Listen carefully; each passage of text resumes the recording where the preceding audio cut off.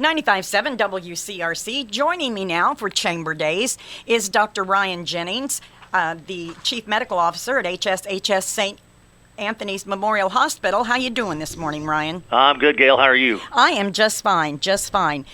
Chamber Days, we're having to do it a little bit differently this year. We normally have y'all into the studio, but due to the situation, we're trying to keep everybody safe, and we're doing all of these via phone. So I appreciate you being patient and understanding about that. No, I understand, and that's our goal as the hospital, is to keep everybody safe. So I think it's great that that the chamber, as well as you guys, kind of thought your way through how we can continue to have a great conversation around something so serious, but do it in a way that's safe. Yeah, and we always enjoy Chamber Days so much. I know I've said in the past, talking to y'all, as a matter of fact, a couple of years ago it was you, I learned so many things about services that were offered at St. Anthony's that I was unaware of, and I've lived here, my gosh, the better part of 30 years.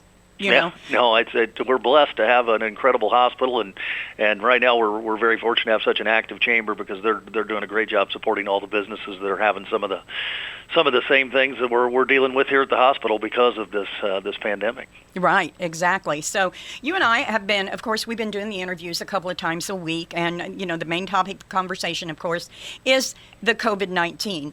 But first of all, did you ever think that you would see something like this, that you would have to be prepared for something like this, Ryan? And if so, what steps are taken in normal times for something like this? That is really a fascinating topic, because folks often don't recognize that although this one is certainly of a scale and magnitude that we're not accustomed to, especially when you think about the fact that it's affected the entire globe, really. But often we think about things like a tornado that hits one particular area or something like that. But this, in fact, not only has spread across the entire globe, but it's done over a long time frame. Tornado hits, tornado's over, and now resources are deployed. And so much of our planning around emergency responsiveness that we do routinely with both drills, just internally, where we have various types of drills within the building, say, a fire within the building and things like that, things that you normally think about, all the way to much larger scales where we work as a team with area first responders and the public health departments and, the Emergency Operations Center of the County of Effingham, et cetera, to make sure that in the event that we do have a large-scale disaster, we're also prepared. So there's a lot of drilling and things that really focus around the idea of combining the talents and the teamwork of each person's different expertise, whether that's a public health official, that's a hospital, that's a first responder, that, you can just imagine all that are involved, when you really think about a large-scale response.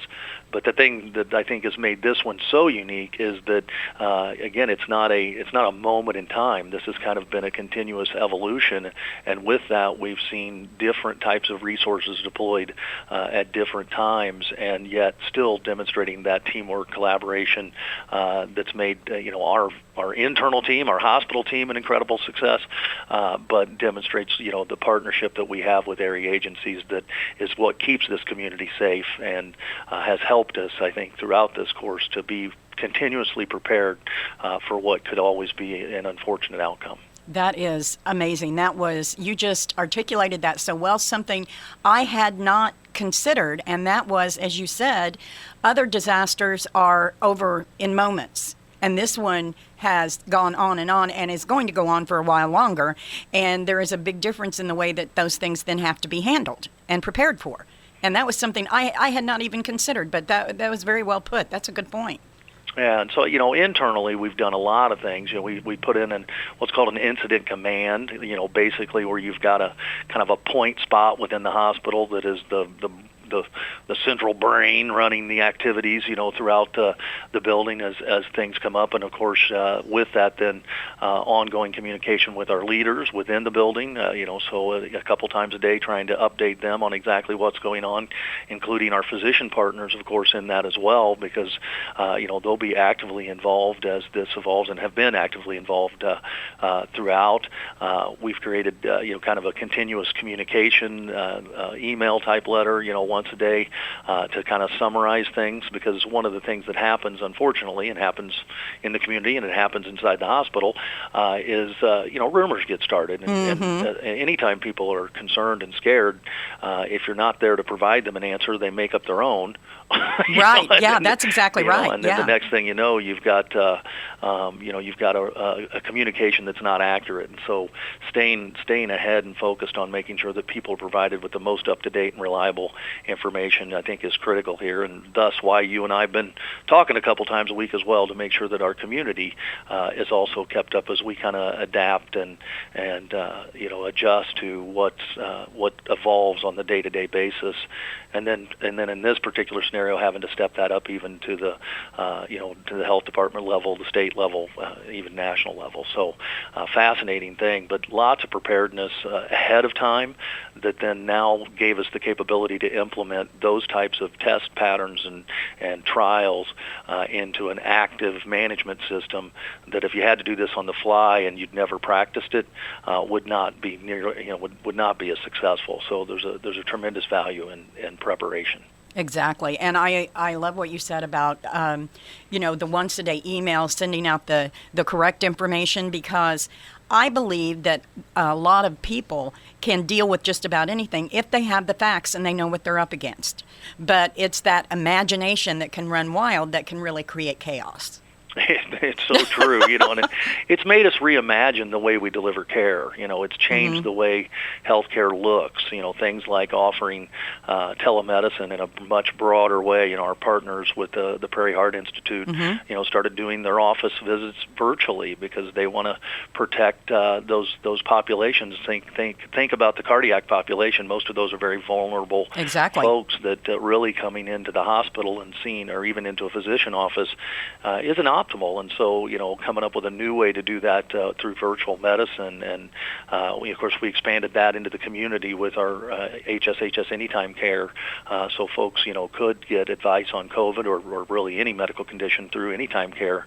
It's been out there, we've had it out there, but it's not something that necessarily folks had utilized very much. And this has changed the way we deliver healthcare. It's also changed the way the community has learned to access healthcare. So really, it's just fascinating. And of course, the social media postings, and we've never, at least, I'm not a big social media guy anyway.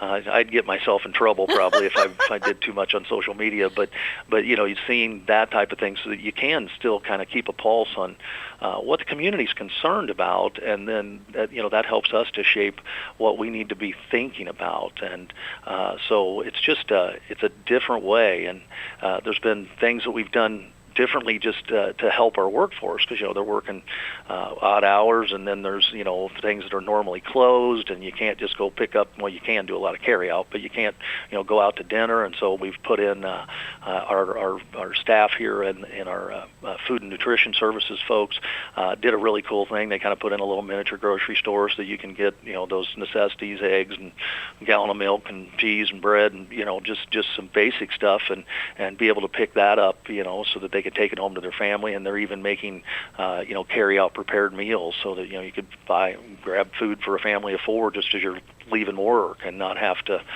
go home after a long day and still do that. So I know I've been known to cheat from time to time. Say, look, I'm driving through X, Y, Z, but it's allowed them to not even have to then go out into the public as much, because obviously as healthcare workers, we worry about it both directions. We worry about our ability to stay healthy, and so trying to socially distance, et cetera. But also we worry about if we are ill, taking that out into the community, and so it's really been fascinating. Even the hours and things like that, we've shifted around, been kind of had odd flexible hours. But on the business side of this, you think about this from the chamber. I know so many of these businesses are going through kind of difficult times because their business has shrunk, either because of the community staying home like we're asking them to, or because of effectively forced closures and things like that. And we normally kind of live in an environment that I don't know what my work's going to be day to day. I know my job, but and sometimes I know ahead of time. Well, we've got 42 surgeries today, and and we've got 22 of this and 22 of that, but you never know for sure, how many people are going to come, go. And so we always have done kind of a flexible staffing plan. In fact, we look at our staffing about every 4 hours to kind of adjust up and down. And so folks are used to having some flexibility, but what has happened in this particular scenario is that the volume of work has diminished so much that then folks that normally, didn't have a big problem with going, well, I normally would have gotten, 36 hours this week and I only got 34 because I didn't have 2 hours of work. That's okay. But as the work is really consolidated, we've gotten to the point where folks are going, okay, I had a 2-week paycheck and I've only got 10 hours on it, and that's not sustainable. And so what a tribute to these guys. They actually came to us and said, we need to do something because this isn't sustainable. And so we've put in through kind of a voluntary furlough process where that allows people then to potentially become much more whole in spite of our efforts to kind of consolidate resources. You saw the relocation of all diagnostic services, so we had to close the diagnostic center in Newton and Altamont and some of those things and try to consolidate people in around trying to keep those hours, to as many people as we possibly can. And now then our teams are stepping up and literally saying, hey, you know what, this person I'll furlough. And it's been amazing to see people be so willing to help out coworkers and flex their time. But at the end, it also helps them because they'll get some security through unemployment that right now they can't find in their job. And I know that so many businesses have done exactly the same thing, and it's extremely difficult conversation. So my heart goes out, of course, to ours, but all of the businesses that the Chamber's been helping support. We were talking earlier, Ryan, about the telemed service, and I understand there is a link on y'all's website for that. Is that correct? That's correct. The Anytime Care thing, like I said, this is making us all think about healthcare differently and how we access it. And Anytime Care is really a great service. So on our website, you can actually see it right there. It says HSHS Anytime Care, and when you go into that, you register, and then you're basically put in line to see a provider. To talk about any health concern, but there is a specific track related to COVID. So if patients have questions specifically related to COVID or concerns related to COVID, it's a no-charge visit. They can get that advice, and then they may be recommended to come in for testing or something like that based upon that evaluation. But you can also call it for not call it. Well, you can call it too, I believe, but you can actually go online as well for any type of health problem, and it's only a $29 service normally. My goodness, that's really reasonable. Yeah, it's a really great resource, and there's also an app on your phone called HSHS Anytime Care. It works really slick. Of course, it's been busy because of the COVID outbreak. So what they've seen as far as some wait times have maybe been a little bit longer, but with that they've really ramped up the number of providers as well. So doing the best we can to adjust to keep people their questions answered and be timely about it. Right, and the website is StAnthony'sHospital.org, and that's all lowercase and just all run together, StAnthony'sHospital.org. So we want to make sure we get the website address out there so people can check that out if they need to. And again, that app is HSHS Anytime Care, correct? Those are both correct. Yeah, okay. You got this down. Hey, I'm working on it, baby. Yeah, I'm working on it. Okay. Well, you were talking about how, your employees there, the staff, they've been so great to basically look out after one another, and try to help one another out and everything with the flexible hours or possibly volunteering to take a furlough and everything.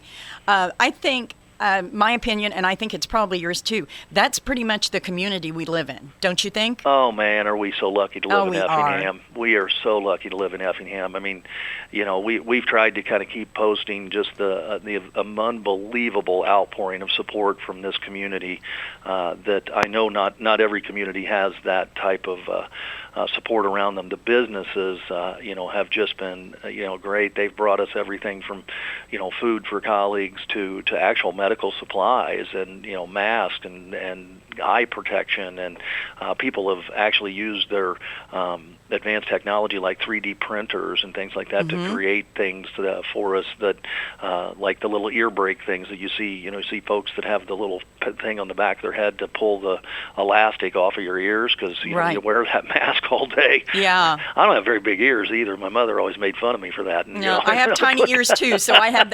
I'm making masks, and I haven't got my elastic yet, so I've been using the big hair ties. And the people that I gave the mask to, I said, okay, now this may make your ears tender, but I've got elastic coming this week. If they do collect the mask, bring them back to me. I'll wash them.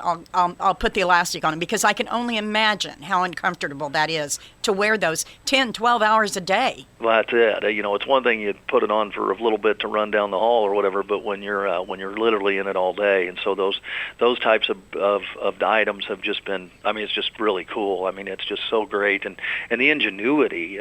So there's folks that have made us. I don't know if you see on TV these little glass boxes that they've put around the head of patients so that when you're working to put an airway down to help them breathe, it helps to protect that worker from coughs and things like that. And folks are synthesizing these, de novo, originally and taking the time to do it. Now that alone is just a tremendous dedication from the community. And folks that have made these masks. I mean, you commented on making your mask, and the masks are just wonderful, and they go away. They get used so rapidly. It amazes me, but the notes that people write, and we take those notes and we read them in our daily huddles, and we post them throughout the building for colleagues to read. There are so many just beautiful stories, both of folks that are thanking us for care that they received here, and so then because they'd had such a great experience, they've had masks made for us, or just the keep up the great work and inspirational things from our community, saying keep on keeping on, because unfortunately we just don't know the timing, and with the recent increased activity within the region, we may just be starting to see the upswing instead of the downswing. Unfortunately, yeah. Exactly. But I got in the hearts, and the folks would put the hearts in the windows and the signs in the yards, and I mean it just really is inspirational. I just can't begin to think about the community and the support that they've offered, and the businesses and their response to this. Yeah, and I'm gonna touch back to what you were talking about, the little contraption to go around the back of the head to relieve the pressure of the elastic on the ears. People need to know they can. People who are crafty that are wanting to make those, they're very, very simple to make. If you can crochet, they're very easy to make, and I'm sure if you Google the pattern, you could find it because it is so simple. I mean, you can make one in just nothing flat. I crochet, and when I get all the masks done I'm going to make some of those. So I did want to throw that out there because I know a lot of healthcare workers are using these right now. You're right, and we have had several of the crocheted ones, and Mike, what you say it's simple. I'm looking at it going, that had taken me 13 years. I mean, it took me a semester to make a pillow. So I just can't imagine. But different folks have different talents and gifts, and that's that teamwork thing. That's what makes us always successful. Yeah. Well, Ryan, I think I don't know what else would you like to talk about this morning. Do you think that we've got it covered, or is there something else that I'm not thinking about that we want to put out there for people? There's nothing specific. Usually during these things, we talk a lot about, different services and things like that. But right now, we're really focused on making sure that the community knows that we're here and that we're working very hard to keep our community safe, and that we're keeping our workers safe, and that, this is unfortunately a day-to-day kind of evolving experience that right now the right thing to be doing is what you keep hearing the mantra of, which is, wash your hands, don't touch your face, and stay home, stay out of the community, especially now as we're starting to see a little bit of uptick within the region, and it's just hard to know, the timelines on how this evolves. But the best way to make sure that it goes away very, very quickly is by keeping doing what a great job we've been doing all the way along. The only other thing I would just ask is please support those businesses. I mean, we're one operation, but there's a whole lot of businesses that are really struggling out there. And I also serve on the chamber board, and so things like buying gift certificates that you can use at a future time Exactly. for restaurants Yes. and other, not just restaurants, but lots of different businesses, or planning on a future project and getting that worked out now, so that there's some opportunity to see that once we get back to normal life, that all of our businesses recover, and this tremendous town full of innovation, and our own building that has experienced maybe more innovation in the last month and a half than we ever have, will all rally back and be more successful than ever. Exactly, because we want to see all of those businesses come back when this is all over. We don't want to lose any of them. So as Dr. Jennings said, gift cards would be wonderful right now to help keep these businesses on their feet right now. And then they can always be used once this is over, and everybody's going to want to get out and get about once this is over. So it would be great gifts. They sure are, and yeah, I can't wait to go back to sitting in a restaurant.